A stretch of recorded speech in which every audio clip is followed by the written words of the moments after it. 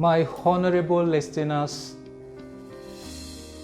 we shall be looking at QUOWETRY 26, titled, Bring the gains from your adversities and bestow them upon humankind.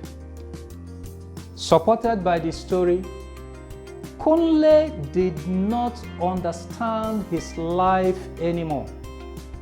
Whatever he did ended badly. Though he was a Christian, whenever he was in trouble, it was a Muslim who came to his aid.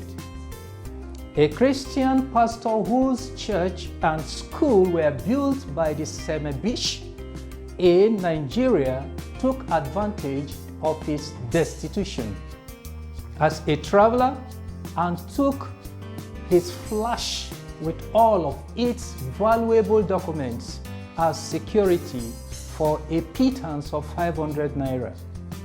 But he never gave it back to Kunle. However, the Baali, called chief of the nearest village, Kito, took him into his home and fed him for no consideration. The Baali was a Muslim, but he did not insist that Kunle become a Muslim too. He lived with them for a whole month and enjoyed true unconditional family love. When Kunle was leaving, the Baali told him, "Wherever you go, you are my son. Mention my name if you find yourself in any difficulty. So long as I am alive, I will run to your aid." It was in tears of love that he left the Muslim family that day, not to mention the open romantic affection that the women expressed to him with their 40 eyes. Similarly, in Abuja, the capital city, when he faced accommodation challenges, another Muslim chief gave him a room for nothing. When he had no money as usual, this family gave him all he needed. Muslims normally came to his aid in his adversities. Yet, he had been taught to think Muslims did not know God. The Muslim chief's daughter served him with food again after he had suffered some hunger on a 3-day journey. And considering the woman's love too, he wondered how to interpret all this. In his sweet bewilderment, he opened the Bible at random as he relaxed in his room. To his surprise, he found himself reading 1 John chapter 4, verse 7, where it was written, "Whoever loves knows God and is a child of God." The word "whoever" struck him most. It didn't say Christian who loves, but whoever loves.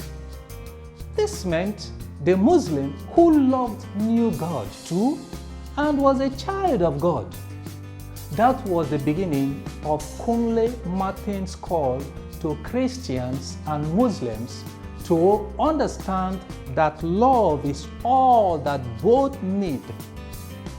Wherever he goes today, he is always a peacemaker between Christians and Muslims. He keeps teaching them that from his adversities and the interventions, he had learned that love is the way. There is no other way. Religions are only different cultures. If only we could learn to respect one another and stop thinking we are better than others because of our specific religion, this world would know more peace. He has a lot of listeners today and many around the world are turning more to love than to religion. As he now relates, God later told him that his adversities were created deliberately, and the interventions of the Muslims also were created deliberately to open his mind for this ministry. Indeed, he has saved a lot of lives and prevented lots of violent situations with his shared experiences and teachings. You too, bring the gains from your adversities and bestow them on humankind. How about that? Thank you, and God bless you.